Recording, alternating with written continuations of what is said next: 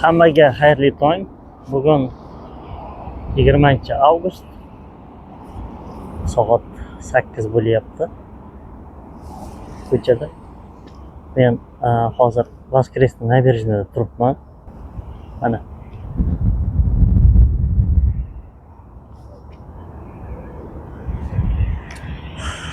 Tak, oldimda domlar, o'sha yoqda domlar yo'q.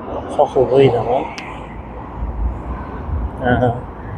Yo'lda bir nimani ko'rib qoldim hozir. Qanaqa baliqqa o'xshayapti. Kimdir bilsa yozib yuborsin. Sohil bo'yida ko'pchilik baliq tutishadi, shunga anaqa qo'yishibdi-da. Ruschatga. Xullas bugun havo yaxshi ko'chada. Endi sovuqyapti, bir 2-3 kun bo'lib qoldi. Ham yomg'ir ham yog'yapti.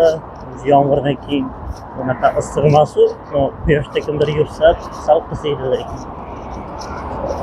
Bugun sizlar bilan Rossiyaga kelishdan oldin 2-3 narsani bilib qo'yishlaringizni xohlardim. Shu haqida gaplashmoqchi edim. Rossiyaga kelmasdan oldin men birinchi marta kelganimda ishda men gaplashmaganman. Biz aloqa qilgan odam bizni uzoq bir qarindoshimizni tanishi bo'lgan. Shu orqali kelganmiz. Lekin kelganimizda anaqa bo'lmagan. Hali yotadigan joyimiz aniq bo'lmagan. Lekin ish joyimiz как бы aniq bo'lgani bilan ishni biz gaplashmaganmiz. Ishga borib keyin ko'rsak, u yaxshi joy bo'lib chiqmadi. U konditerskiy sexida. Sankt-Peterburgda Telmana degan ko'cha bor. Ana shu ko'chada joylashgan. Juda yaxshi joy emas ekan. Ozarbayjonlar ahani keyin borgan joyimiz ko'chaga hech kimni chiqarmas ekan. Ya'ni sizni pasportingizni oladi. Keyin o'sha paytda 18 ming edi. Keyin men o'zim dokument qilganimda 18 ming emas, 12 mingga qilganman. Bu paytda hali разрешение на работу edi. Bu 2012-yildagi narx-navo qilmasa. Ko'zimizni oldida 2-3 odamni haydab yuborgan. Pivo ichgani uchun bittasi energetik ichuvdi. Men aytdim, bunaqa bo'lsa dedim, men qolmayman dedim. Men bilan kelgan bir odam bor edi. 2 kishi birga shu ishga kiryapti. Bu odamni ham chiqarib yubordi. Bu birinchi masala. Ikkinchi masala, biz kelganimizdan keyin biz 6-mayda kelganmiz. 9-may, 11-12-maygacha bu yerda выходной bo'ladi-da. Shuni hisobiga boshliqlar yo'q deyishgan. Shuni hisobiga bizni yotadigan joyimiz aniq bo'lmagan. Birovni joyida yota olmaysiz. Yotganingiz bilan u odam nochdan keladi. Yotish kerak. Shuna qilib chiqib ketganmiz. Yota olmaganmiz. 2 kun o'tirib uxlaganman men to'g'risi. Boshlarim og'rib qo'ygan. Ko'cha ham shamol. Sohil bo'yi. Shuna qilib yo'qdan chiqib ketdik. Meni единственный bitta plus tarafim bor edi bu yerda. Men o'zim bilan pul olib kelganman. Qo'lim og'rib ketdi. O'zim bilan pul olib kelganim uchun o'sha pulni to'g'risini aytsam, shamol bo'lyapti. To'g'risini aytsam, 2,5 yil yiqqanman o'zim. Oyligimdan ozgina ushlab qolib, xaltura qilib, o'sha ishlagan pullarimni yig'uvdim. Единственный ana shu olib kelgan pulim menga katta yordam berdi, chunki u paytda разрешение на работу edi. U dokument qilganingiz bilan meni tanish bilishim bo'lmagan, shunga 1-2 oy dokument qilib ham ishga kira olmaganman. Keyin ishga kirib ketdim, Xudoga shukr.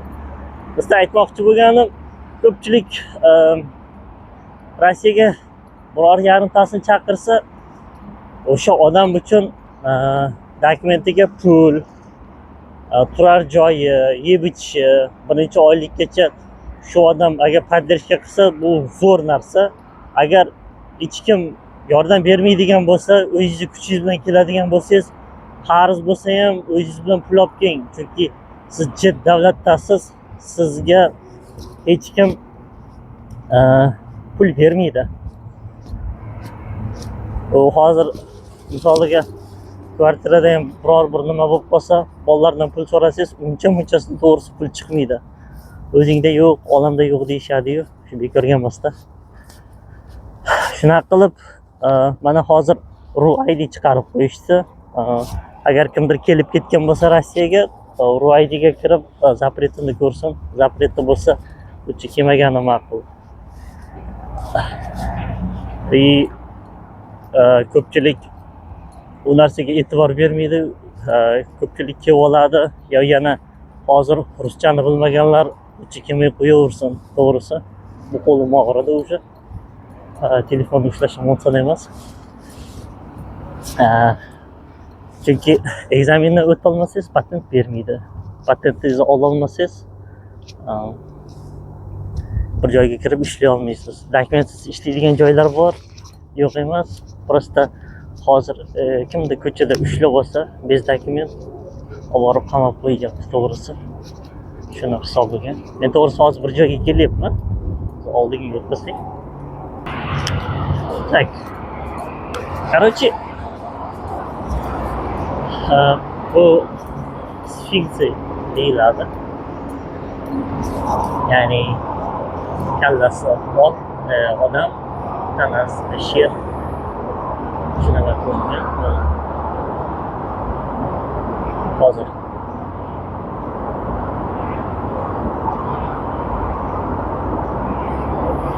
Короче, buni atrofiga siyosiy Vladimir Vysotskiy debdi. Aytgancha buni Vladimir Vysotskiyni O'zbekistondan o'zi olingan filmi. Sergey Bezrukov o'ynagan. Hozir atrofini olaman.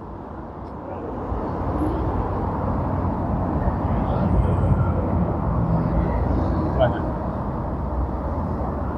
latundanmi qilinganda shuni hisobiga temir bilasizlar okisleniya beradi.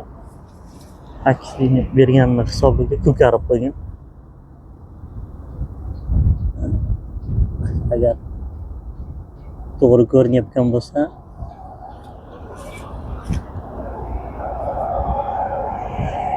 mana bu yoqqa ham kimdir qo'l qo'ygan. 92-yil.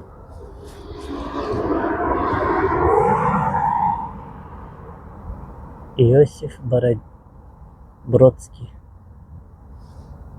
Бородинский demoqchi edim.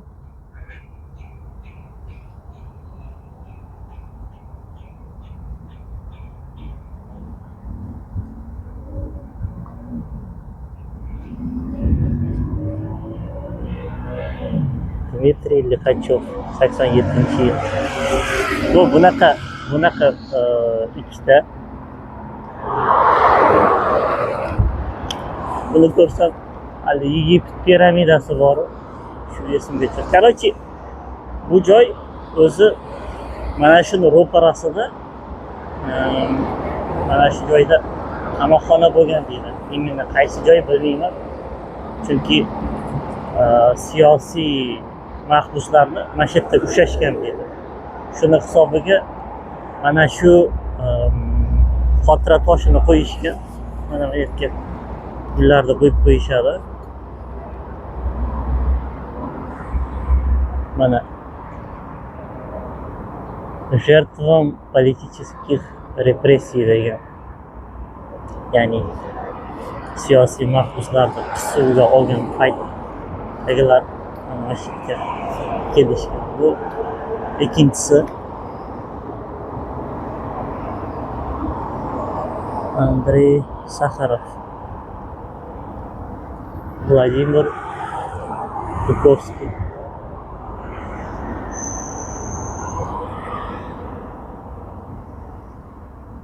Yarmisi odam, yarmisi skelet, yarmisi sher. Shuni ham atrofini oling.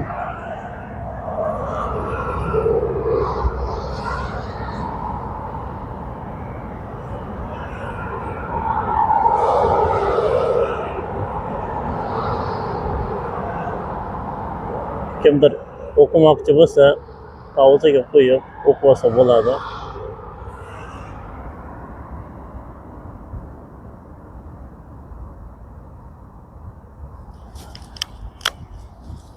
Buni menimcha qo'lda shu qilgan odam qo'ygan shekilli.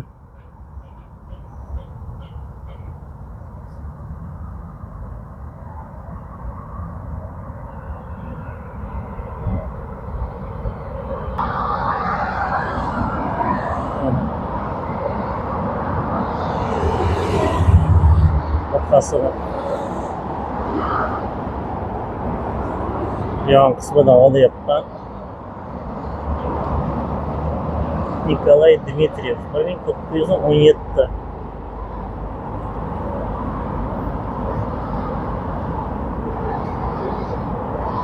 Просто qo'l qo'yilgan. Agar to'g'ri olgan bo'lsam, yon qismidan. Короче, bunaqa sfinkslar Sankt-Peterburgda adashmasam 3 tami joyda qo'yilgan. Bu bitta. Bunisi Liteyniy nabережныйda yo Воскресный nabережныйda joylashgan hozir. O'zi bu taraf Liteyniy nabережный hisoblanadi, chunki mana bu yerda Liteyniy most o'tgan. Mana shuni hisobiga. Mana bu joy вроде бы muzey.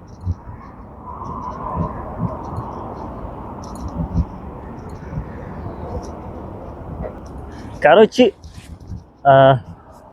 kelmoqchi bo'lganlar oldindan aniq qilaveringlar, dokumentda birinchi zapretlaringizni tekshirib ko'ringlar. Chunki hozir narusheniyasi yo'qlar ham kechagina bir ikki tanishimiz kirdi chiqib kelgan ekan. Ana shunga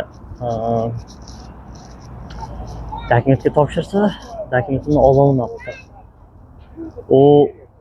Ularda emas, ayab просто betda FMSda ishlayotganlar ham o'z boshimchaligi bilan kimgadir zapret qo'yyapti, kimdir beti yoqmasa, gapi yoqmasa shunaqa qo'yib yuboryapti. Shunga qilish kerak ozgina. Men ham to'g'risi cho'zdirmoqchi edim. Sentyabr oyida tugaydi dokument. Keyin qarasam bunaqa bo'ladigan bo'lsa-da qolib ishlashni hojati yo'q dedim. Hozir bir ro'paramdagi binoni ko'rsatmoqchiman. Короче, mana joyda Comedy Club shunga o'xshagan narsalar olib borib Gnezdo Glukharya shunaqa aytgancha qush bor ekan, yovvoyi. Ko'rinishi tovuq o'xshaydi. Ana shunga anaqa qilishar ekan. Kuz mavsumidami ov qilishar ekan. Mana bu zdание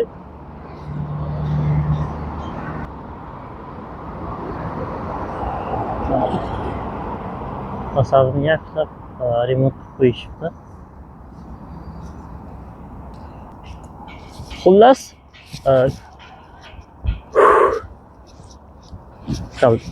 tez yurganimga ko'pkamishib ketdi. Xullas, kechagina bizda bitta tanishimiz aytadi, shunday dokumentga topshirishga boruvdik deydi, registratsiyani. O'zimnikini qilmoqchi edim deydi. Axir ana deydi, baqirib beryapti deydi. Bu aybingiz bo'lsa bo'lmasa deydi, baqirib beryapti deydi. Nima deydi? Sen eng aqllisisan deb deydi, baqirib beryapti deydi. Keyin biz FMSda ko'pchilikka militsiya chaqiraman desa qo'rqishadi. Nimaga? Olib borib katta jarima solishi mumkin. yoki olib borib bo'lmasam tiqib qo'yishi mumkin.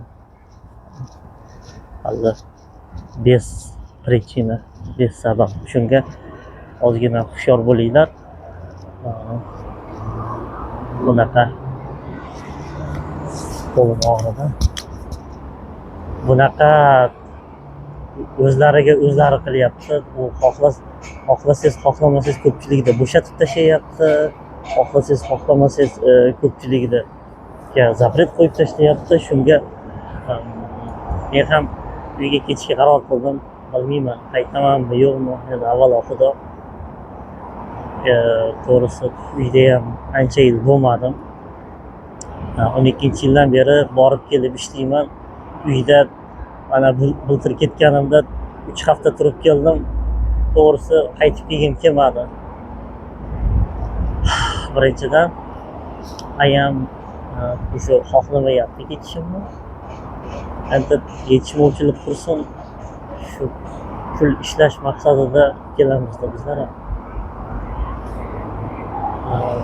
Shunga agar kimgadir yoqsa, imkoniyati bo'lsa, oldindan plan qilib, o'zlaringiz bilan iloji bo'lsa pul olib kelingizlar.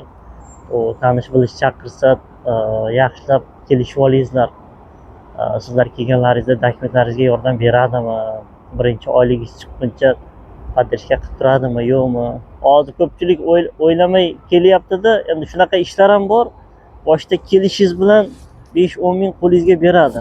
Boshlig'i shunaqa. Lekin bitta minusi bor.